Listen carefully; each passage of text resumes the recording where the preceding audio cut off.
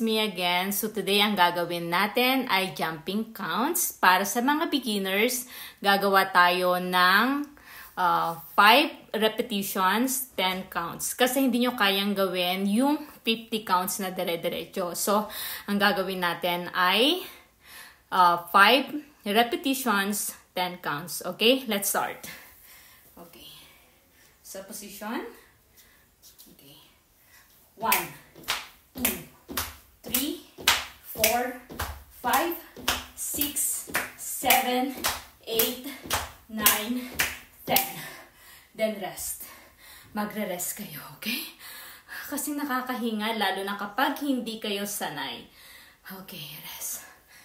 Okay, that is first count. Now, the second count. 1, 2, 3, 4, 5, 6, 7, 8, 9, 10.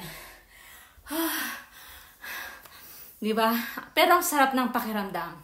That is our second. Now, gawin na natin yung third.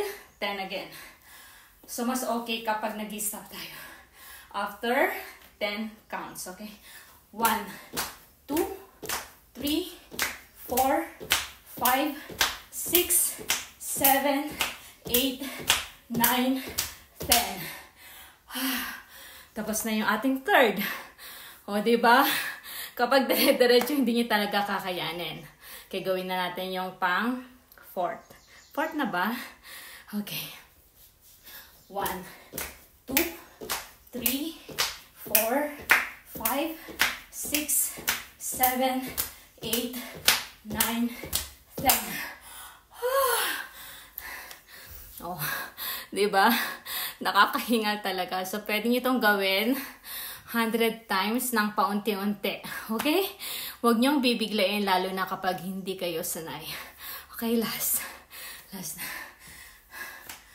1, 2, 3, 4, 5, 6, 7, 8, 9, 10. Nakakahingal. Yan ang huli. So, ito yung ginagawa ko every morning. So, lahat ng sinishare ko ay ginagawa ko every day. So, that is jumping counts, 5 repetitions, and each repetition ay 10 counts. Okay? So, panatilihin natin maging malusog tayo dahil mahirap magkasakit. Okay? Bye-bye!